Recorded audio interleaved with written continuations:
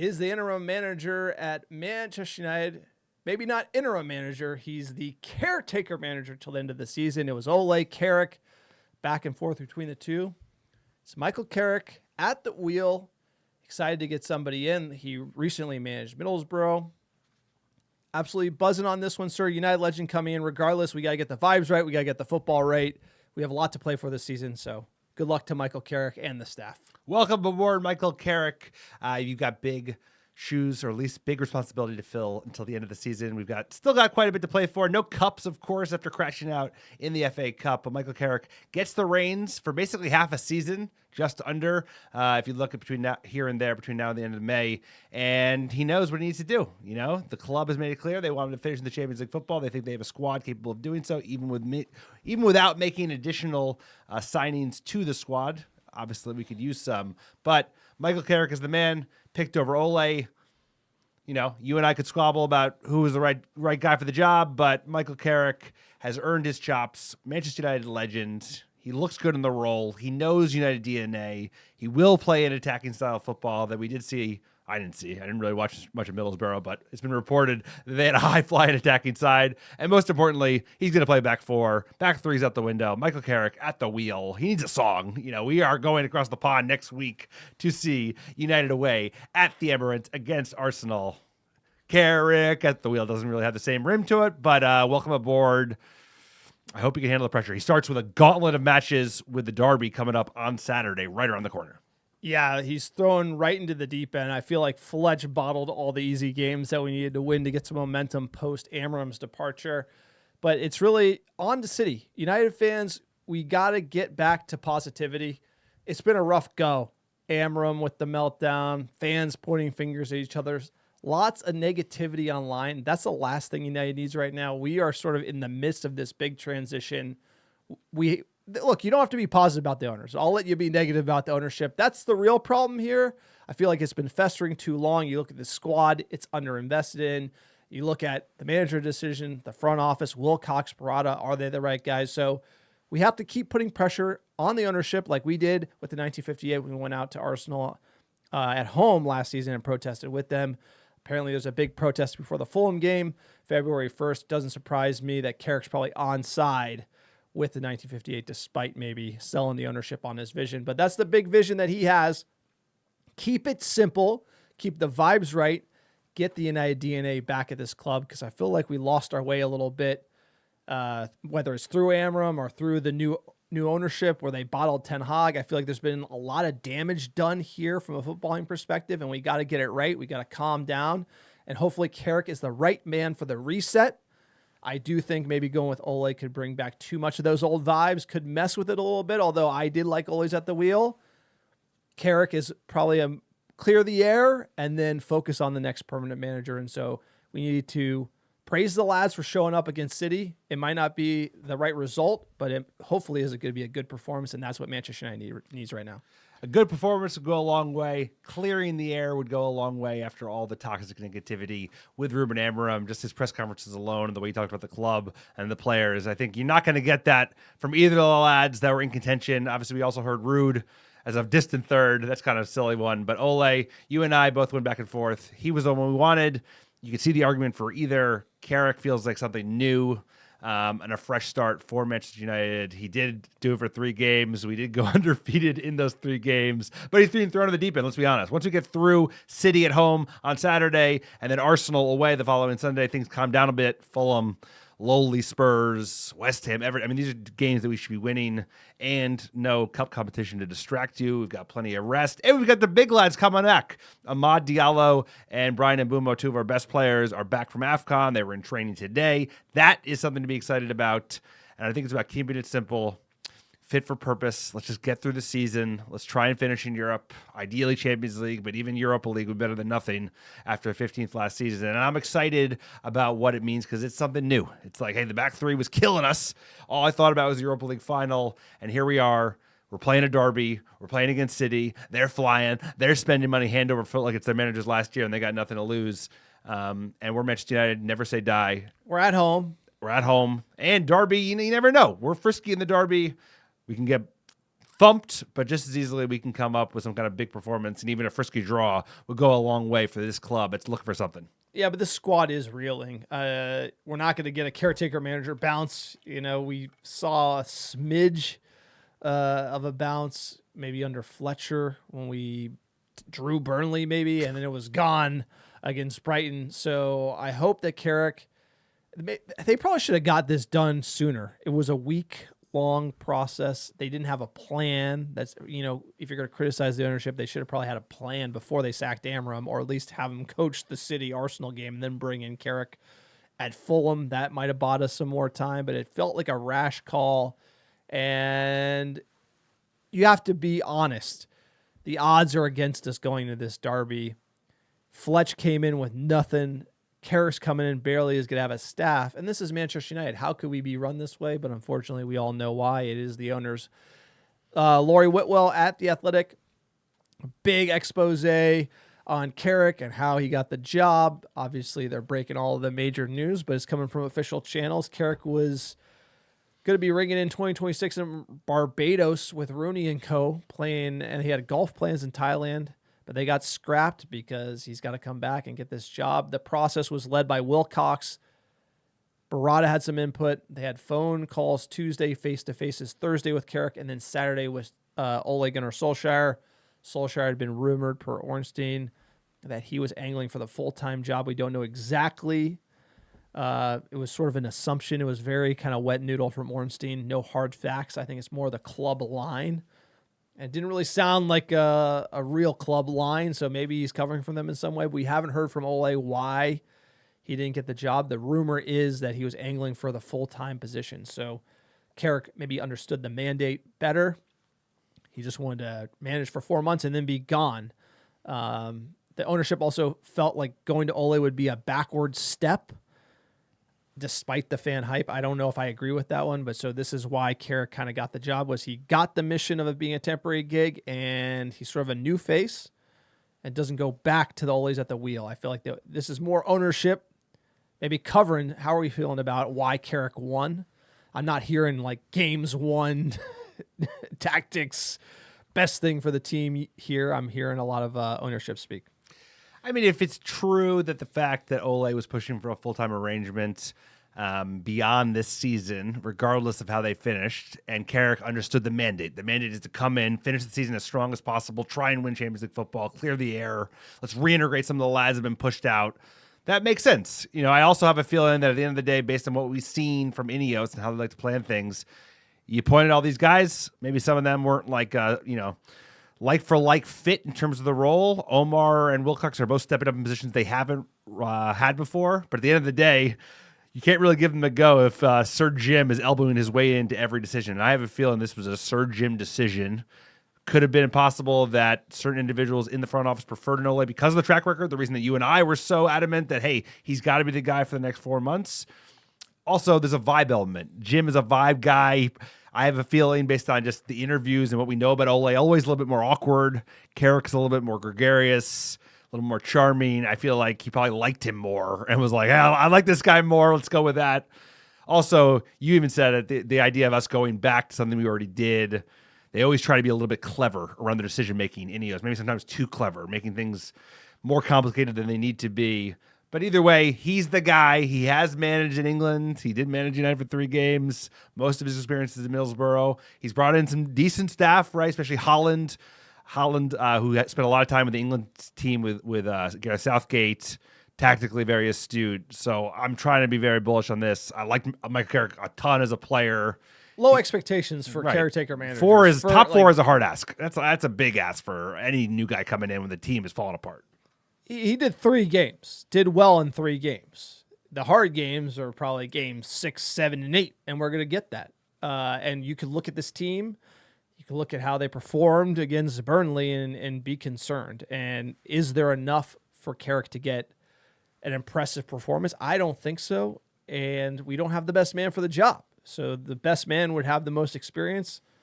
If you're going caretaker, that's Solskjaer. If you're not going caretaker, that's Howe. That's Tuchel. That's, a long list of names.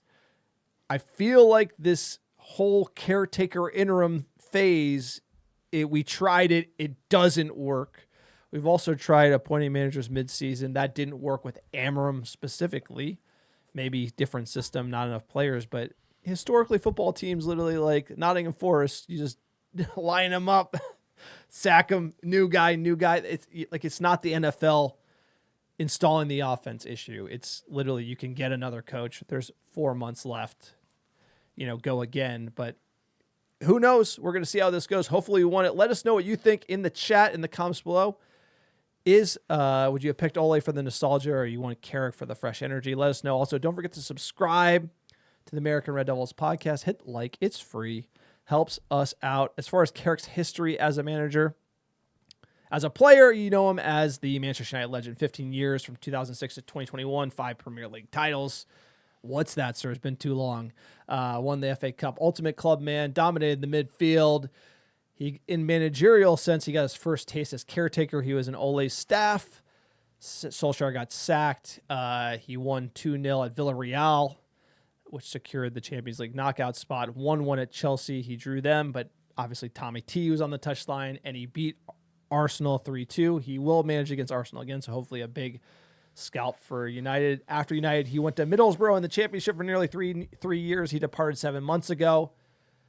He got sacked. Burrow finished 10th in his last season. He does not want to pursue management full-time, is my understanding. So maybe the caretaker job is perfect for Michael Carrick. The funny thing is back in the day when he did take over for those 3 jobs, right? He was the interim before a caretaker came in. I can't even keep all these different connotations of names straight in my head, what's what. But then Ralph Rangnick came in, and that was an unmitigated disaster. So you could make the argument that back in 21, he probably should have sought out the season until they brought in Ten Hag or whoever they brought on next. It happened to be Ten Hag. Well, you're headed for disaster once you go down this phase. Right, so even if you go caretaker, it didn't go well when we did with Rangnick. They brought in a non-manager, too. You went mid-season with Amram. Didn't go well. So, what are we going to do? Mid-season signings around managers are never where we want to be. You're firing your manager in November, December, January, which we've seen a lot of over the last 6 years. That's never a position Manchester United wants to be in. They found themselves in. But we were 4 points off fourth. When Amram came in, we almost just said, hey, we're going to play this new way, rode off the season, finished 15th. We had a chance to make it in the Europa League final.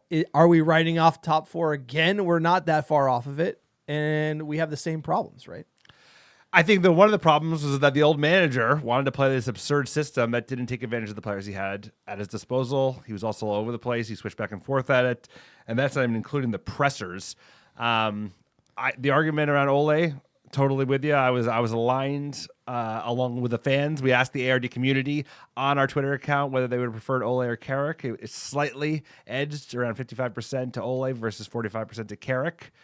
You and I were aligned that we wanted that, but here we are. We have Michael Carrick. He does have managerial experience, less so in the top flight. Championship side, of course. Middlesbrough, that's a totally different ballgame, but he knows the United way. He'll play attacking football. He's got a decent squad. He doesn't have a lot of distractions in terms of cup games. And it's all about finishing in the top 5. And we're still in a position where, it's within striking distance. We're not that far off of it. But we've got some really tough games coming up between now and then. And then our rivals are strengthening. You think City are sitting on the laurels?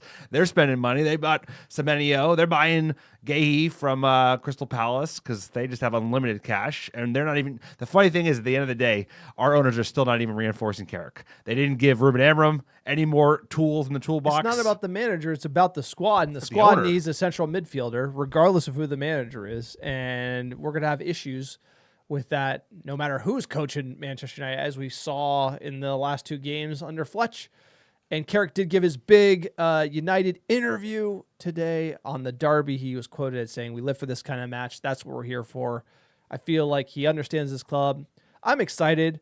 I hope he has some better... He looks more comfortable than Fletcher looked. Darren Fletcher Agreed. Looked pretty jumpy, on the touchline, and just generally had a panicked look about the role. Carrick looks much more comfortable, probably more comfortable than Ole. So the positive to Carrick would be he wears it well. He's a serious individual, obviously a United legend. I think as fans, we have to temper our expectations and just get behind this interim manager, get behind this team, and hope for some good performances. Understand most likely European football is out of it for United, a miracle might take us there, but we just have to get behind this team and really look to the summer and who the next permanent manager is going to be. In reality, it's probably all just kicking the can until the new owners come, because that's where we're at. We've talked about them a lot. Glazers, they made their bed with the debt. A lot of mismanagement, a lot of poor signings. Ineos came in, they gave him a lifeline, and here we are. But like you said, last year, when Ruben Amorim came in, we were 4 points off. Today, we're in 7th place. We're 3 points off 4th place. 3rd is gone. Villa have got that. City and Arsenal running away with it. Let's see if Arsenal blow it once again. I'm feeling they might finally see it out. But we've got a real chance because we're in the hunt. Everyone else has got other cup competitions to distract them. We do not. They're in Europe. We are not. They obviously have better squads than we do. So I think if we can hit that kind of skate that razor's edge, we've got some good attacking talent. We've got a better squad today than we did a year ago, I believe, because of the attackers that have been brought in, the goalie that's been brought in. We had Onana. Onana was the goalie last year. Now we got Sen Lamens. He's solid. Youngster on the way up. So I think if caretaker Carrick can keep things simple and get something out of this squad, we have every chance to finish in the top 5. But you know what? These next 2 games are going to be really difficult. Like the hardest 2 games of the season are thrown right your way. First thing first. That's why, like you said, if the club knew what they were doing and they were like ready to go when they fired Ruben Amorim, they would have brought it in for the the Burnley game, so we can get some kinks out, because you don't want to get thrown right into the lion's den. Like City at home, Holland, like so many. There's just so many attacking players on that team that could eat your lunch. Yeah, it seemed like it was hastily done, and that's kind of we're paying for it. And when you're cleaning up messes mid-season that the front office made, that's not going to help your football team. Now, what does Carrick bring to the table as the manager? We talked about the fact he understands United DNA, but he does know the squad inside and out. He's going to get instant respect from the players and staff. Like you said, managerial experience from his 2021 stint. We were solid defensively. It was all counterattacking. Did well, didn't lose. I'm sure that's going to change. As far as the goals, the front office is putting the pressure on. It's going to be Europe or bust. They think they're good enough for Europe. I would say, probably need a couple reinforcements, but we're not going to spend the money. They're kind of just kicking the can. Don't like that. And Amorim didn't. That's a valid criticism he had. Obviously, he's going to be popular with the fans. The interim tag, it is low pressure, but it could affect the locker room. These players are bluffers. They deserve blame too. Knowing that Carrick isn't really the man could mess with that dynamic a little bit. It kind of erodes at his authority. So we're going to be looking for squad buy-in early, strong performances, rallying together. We saw a moment, I think, where Šeško hit one of those goals and the whole team got together. We need more of that for us to be optimistic. So we need a us versus them mentality like Fergie brought, not a me, social media posting mentality, which has kind of been the MO throughout the year. So United, we're hoping for the best under Carrick. We're excited. It's going to be some big games. We got to temper expectations until we really get into maybe Fulham, where we can look for gritty results. As far as the permanent manager role at Manchester United, Fabrizio Romano had this to say today. Michael Carrick as their new head coach until the end of the season, their new interim manager. The contract is valid until the end of the season. The backroom staff has been confirmed. Darren Fletcher will go back to the coaching role for the under-18 of the team, so he's not going to be a part of the backroom staff for Michael Carrick. He was offered the role, but Fletcher believes that it's better for him to go back to the under-18 and help the club with the academy. So that's the decision of Darren Fletcher. Carrick is ready, very excited about this opportunity. We will be following all the next steps of this story, because now Manchester United, on one side, hope that Michael Carrick can do great things. Obviously, it would be the best solution for everyone. On the other side, Manchester United will start the process to understand who can be the future manager, because there is obviously a very good chance to see Manchester United changing manager again in the summer ahead of season 26-27. Again, it's going to be a long process. It's not going to be a matter of days. It's going to take weeks, months, we will see. But Manchester United are going to meet managers, to meet representatives, to prepare the future. Today, many questions on a name already mentioned to you. If you remember last week, Amorim was fired on Monday, and then after that I told you 2 names I can guarantee will be considered by Ineos are Thomas Tuchel and Roberto De Zerbi. Today, many questions on Roberto De Zerbi. Well, let me clarify again. Tuchel is fully focused on England, of course, and nothing can be agreed while there is is a World Cup incoming in the summer. So eventually after that, Roberto De Zerbi is doing a great job at Olympique Marseille. His focus is on Marseille. But these two managers were on the list of Manchester United in summer 2024. They decided to continue with Erik ten Hag, but before that, at that point, they met with Roberto De Zerbi and they met with Thomas Tuchel. Look, Romano coming back. Who was Ineos interested in 2024? And they will probably go back to the well. Tuchel has the World Cup, but De Zerbi, Marseille, he wants to return to England most likely. Two names that are definitely nutters, which you like successful managers. You got to be nuts. You could also be bad and be nuts, but they're psychos. They're going to want control. That this is not a Tuchel doesn't strike me as a guy who would be playing nice with Wilcox. He's like, who are you? Probably would have to get rid of Wilcox to get a Tuchel in.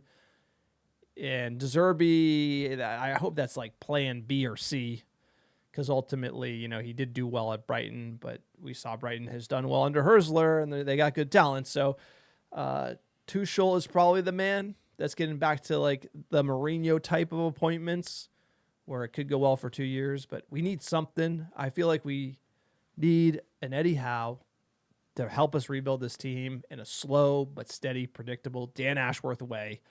And who knows where United's going to go. Yeah, I think after everything we've seen over the last 13 years, appointing managers under certain structures, lack thereof, given what we have, you can't have a manager that's going to go like spoiled milk. You can't have one of these guys who's not a team player. That's why, you said it, I think last week when we did fire Amarim, Eddie Howe is the guy because he's a company man. You need a company man, a guy who's going to be United through and through and not just worried about his next gig or his own persona. That's what killed Ruben Amarim. He was so focused on his identity that even in spite of itself, right in front of his face, he couldn't even see the fact that it wasn't working because all he cared about was this identity around Ruben Amarim FC. Tuchel will be similar to that. De Zerbi will be similar to that. Ancelotti's a class act, but still, he wants a serious front office. We don't have a serious front office. We're not going to have a lot of money to spend unless, this rumored investment comes out of the Middle East, which at the moment we haven't heard much in that. So I think you need an Eddie Howe. You need a Gareth Southgate. You need someone who's boring, who's going to just say, boys, let's work hard, let's play hard, and I'm United through and through because I'm going to basically be a company man. And I hate to say it, you do need a company man. As much as you want someone who's demanding, who's a hard-nosed, manager, I'd love to see that, but we've seen that before, and it doesn't go well. It does not go well at Manchester United because they're not going to get what they need. Jose Mourinho was 8 years ago, and that went so bad because guess what? He wanted to sell Paul Pogba, and they're like, nah, we're not going to do that.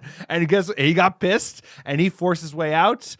And you could see that happen with Tuchel, couldn't you? Him being I want a killer striker. I want go get Harry Kane. He's 34. He wants to come. And they're like, we're not going to do that. There's no resale value. And then him go fight for an exit. I don't know. Just remember he's stuck with Erik ten Hag instead of going for Tuchel, who wanted the job because of control. Too. Because the rumors at the time were control.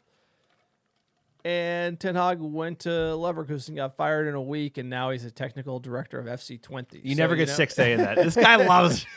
No, but that's the reality. Thomas Tuchel's managing England. Why would he go to England just for?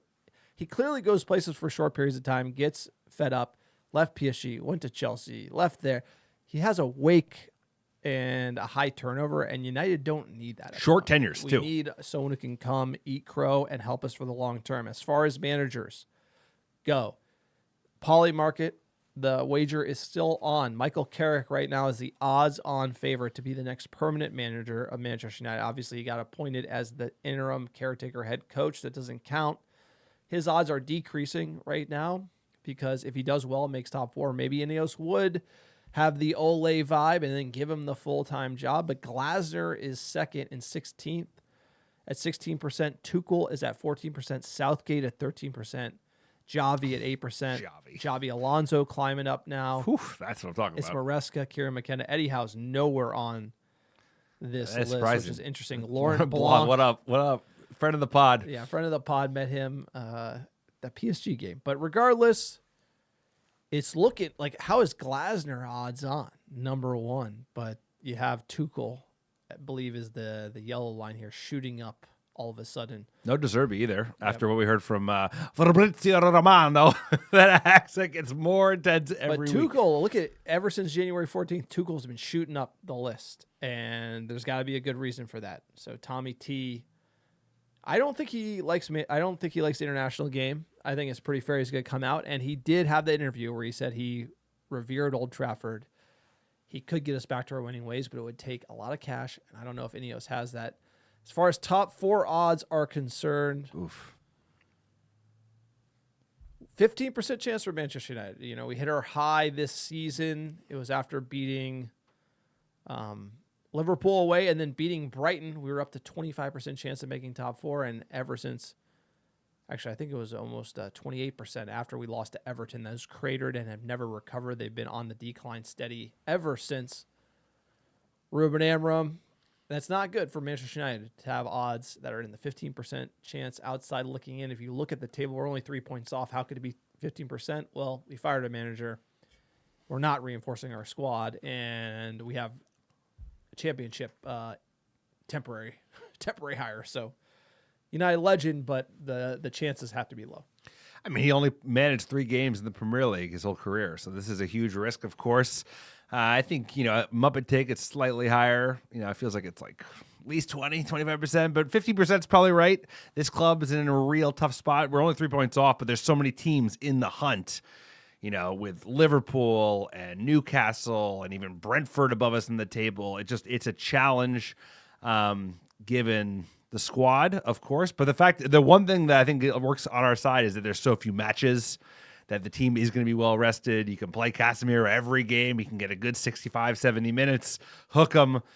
Kobe Main, look, this is top 4 chance. Because top 5 could be, we have to understand that it could be top 5. So if the odds were there, it'd be between us and Chelsea. Chelsea have twice the odds that United to get top 4. So you have to imagine that's really all we got to do is catch Chelsea. The good news is they sacked their manager too. It's true. So it could be easier for Carrick and co to do it, but we're going to need to see a little magic. You're going to need to see at least a draw against City or Arsenal. You're going to need at least a draw. You got to get a point over these next 2. You got to get a point. You got to get a point. And then you got to start stringing together like wins and that elusive win rate. How are we where we are in the table given how poor of a season it's been? But look, just a quick note, quick live stream. Carrick, interim. Let us know what you think in the comments below. What do you think our odds are for top 4? Did you want Ole? Did you want Carrick? How are we feeling? We got to be optimistic. We got to finish the year strong. Come on, United. We got to finish in European places. We can't be doing what we're doing right now, getting eliminated from all these cup competitions, sir. The most amazing thing is you can see how much volume is going to each club. The amount of money going on the Manchester United bet is like 100x other clubs. It's like there's like 360,000 floating around, and there's $116 all day. Won't even get you a train ticket to the Brentford game. We'll see. You know what? We're going to know quickly because there's almost a half a season, but these next 2 games are going to be a real buzzsaw. Tough opponents. City, they've had our number. Funnily enough, like the one major win in the last 3 years in the league was actually Ruben Amorim. So, but if we could do the sit back and counter, that would have been Ole's strategy. If that's what Carrick does, you got to defend. That's true. And we've been some poor defending, a lot of ball watching, and that team will take advantage of you. So it's going to be a big test. I think, like you said, if we can get a point next 2 games and then start stringing together some wins, you never know. And the league is so competitive that, like, the reason that we are where we are is because every game week, like, you can get somebody and just they'll knock you out, and you have no expectation there. So a lot to play for. I'm excited. We're going across the pond. I hope we see a performance. Even better would be a result, but we'll see. Don't forget to like and subscribe to the channel. It's free.